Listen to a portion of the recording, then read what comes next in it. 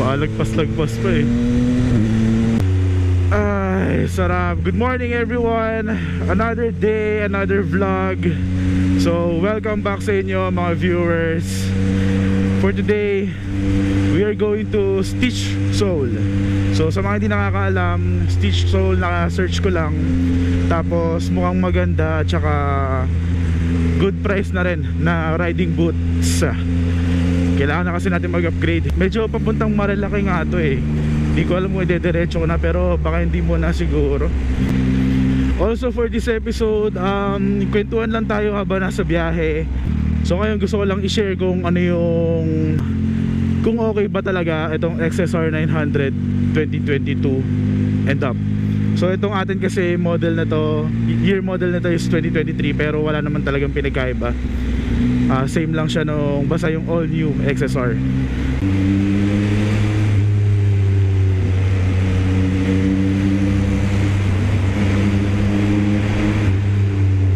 Anyway, dun sa mga gusto pala sumama sa ride natin with other viewers and subscribers, ang iniisip kong date December 9 or 10. Alam ko satsan yan eh, basta yung weekend na yan.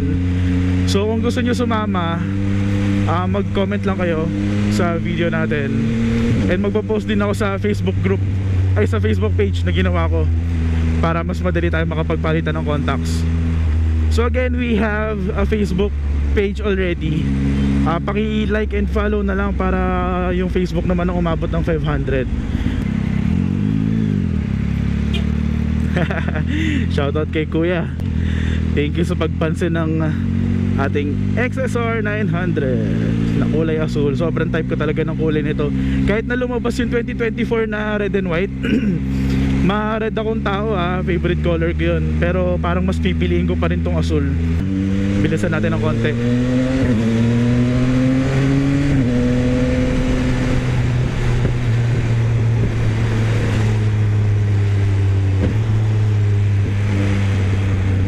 Di pa pala dito kakanan. Pag Marilaki dyan kumakanan eh. Akala ko dyan din tayo ngayon.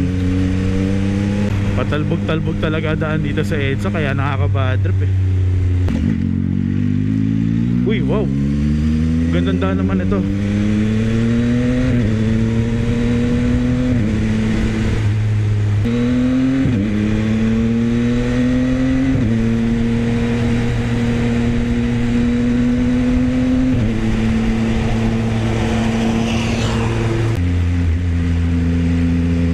Grabe ang ingay. Gamit nating helmet ngayon yung AGV X3000 yung classic. Parang kanina feeling ko mas tahimik to, pero bakit parang nahingayin ako sa tambucho na hindi ko naman na-feel nung last two rides ko. Anyway, so unang topic natin, ito pa rin ba yung bike, or ito pa rin ba yung bike na kukunin ko kung sakaling bibili ako ng first bike ko? Kunwari babalik sa dati, ito pa rin ba yung gugustuhin kong piliin? So ang sagot ko kasi dyan, no. Hindi dahil pangit yung bike gusto ko siya. Pero since first bike ko kasi to so wala pa akong idea talaga nung bumili ako. Pero ngayong alam ko na yung sinasabi nila na city driving, kung gaano mo kadalas gagamitin. So ngayong kilala ko na yung sarili ko, hindi rin naman ako pang long ride, tingin ko gugustuhin ko nang itry mag sport bike. So yun lang yung kaisa-isang reason kung bakit no ang sagot ko. At saka sa totoo lang, hindi ako nakakapag city driving. Kahit nasabihin na ginagamit ko to sa city, ang totoong city driving kasi for me yung yung papasok ka siguro kahit na at least twice or thrice a week mo gagamitin, tapos sa Makati or sa Pasay ka nakatira, yun yung totoong city driving, gagamitin mo talaga. Pero kung pagdating sa bike naman yung tanong, ang sagot ko rin talaga dyan, yes din naman. Kasi sobrang all around itong bike na to. Yun yung pinaka, itong XSR 900, yun yung pinaka description na tingin kong saswak yung pagiging all around niya. Pwede mo siya ipang city, yung power niya sagad din, hindi ka magkukulang. So kung gusto mo siya tratuhin na sport, magwaswas ka na magwaswas, okay lang Grabe, anong lugar to? Hindi ko na alam kung nasaan na tayo. Ang buong buhay ko ngayon lang ako nakadaan dito. O farmers ba to? Parang ganun yung dating eh, pero iba yung itsura. So yun nga yung pagiging all around niya. Kung gusto mo siya gawing adventure, lagyan mo ng side bags. Siguro upgrade mo lang yung gulong na mas pwede sa buha-buhangin. Pwede rin. At saka yung itsura talaga yung pinaka tinitingnan ko rin eh, sa totoo lang. And then dun lang magne-next yung mga features. Kaya kung sa bike lang mismo, definitely ito pa rin yung kukunin kong pang classic or retro bike. Kumbaga nasabi ko lang yung sport bike kasi syempre na feel ko na to, gusto kong magpalit na ganon. Tsaka feeling ko kapag ito yung kinuha mo ngayong 2023, feeling ko hindi ka maiiwan sa styling, sa features, kung anong meron siya. Kasi meron siyang quick shifter up and down, meron siyang cruise control na nagamit ko sa long ride, sobrang helpful.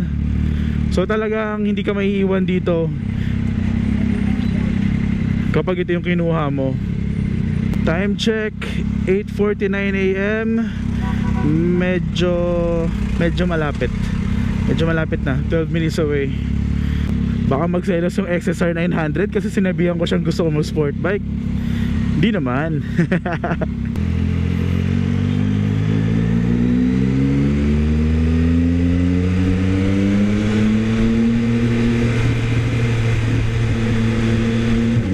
Mukhang mas maingay nga tong helmet na to. Ngayon ko lang naramdaman na bumalik ako dun sa issue kong maingay yung tambucho eh. Nung suot ko yung Shoei, hindi ko naman na-feel yun. Tapos kung bakit ako nagvo-vlog, sa totoo lang, naboboringan ako mag-ride kapag hindi ako nagvo-vlog. Wala akong kasama, wala akong kausap. Tapos ang second reason ko sa pag-vlog, bago kasi ako bumili ng XSR 900, ilan-ilan lang talaga mapapanood mo na galing Pilipinas yung may gantong bike. So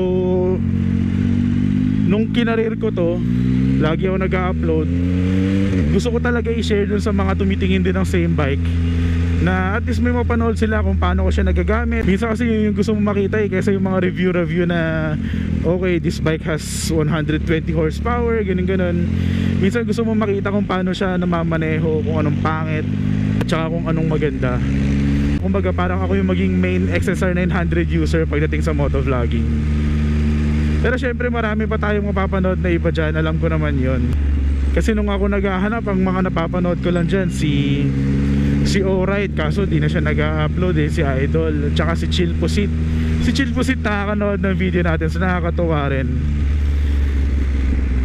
So shoutout sa inyo, kaya yung mga idol ko bago ako bumili nito.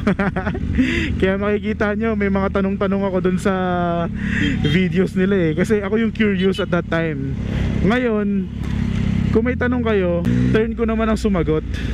Quick tip lang at saka something na tinatry ko i-apply sa riding ko. Yung kapag nag-engine brake ka, hindi umiilaw yung brake light mo sa likod. So hindi alam ng nasa likod mo na papatigil or bumabagal ka pala. So ang ginagawa daw talaga dapat maganda, best practice, kapag nag-engine brake ka, itap-tap mo lang to. Hindi mo kailangan mag full brake kasi malamang hindi ka naman magbe-brake, slow down ka lang. Pero pwede mo siya itap yung brake dito or kahit yung foot brake para lang mapakita mo sa likod mo na oh, I'm slowing down. So medyo pakita mo sa kanila para aware din sila. Are we here? Yup, we are here. Ang lalim naman ito. Baba muna tayo. So habang wala pa, try natin gumawa ng quick walk around. Upgrades natin itong sliders na pinagkabitan din natin ng CR4 auxiliary light. Ano pa ba? Rod guard. Nagpalagay tayo ng rod guard. Kung ako tatanungin, hindi mo talaga kailangan ito kasi tingin ko sobrang tsamba na matamaan ka dyan, tapos dun lang siya magkakaroon ng use. Ito yung isa sa mga hindi ko unahin.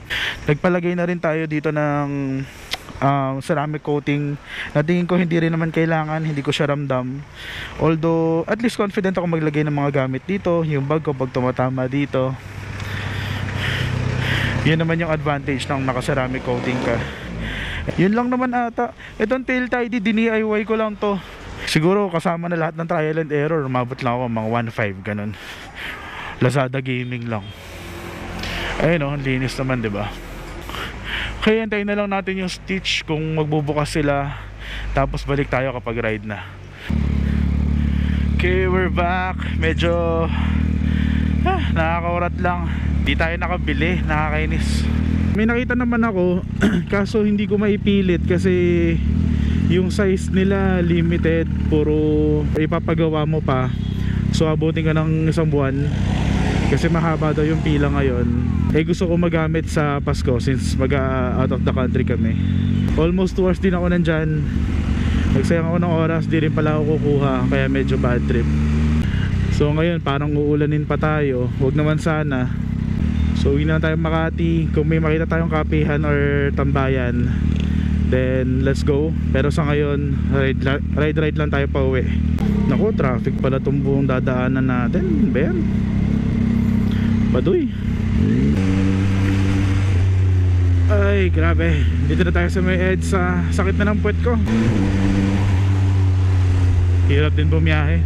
Pangit ng daan talaga dito sa EDSA. Kaya di ko matuloy-tuloy yung EDSA loop pag gabi. Alam kong magbabounce lang ako. Dati bago ako kumuha ng ADV, ang pinag-iisipan ko dyan ADV 150 or XSR 155. So dati pa lang talagang gusto ko na yung itsura ng mga XSR. Pero syempre at the time di ko rin naman nakalain na magkaka 900 pala ako. Kaya di rin ako nagtataka na nagustuhan ko yung itsura ng bago 900. So kumbaga yung taste ko papunta na talaga dun sa mga XSR bikes. Bomba tayo ng konti.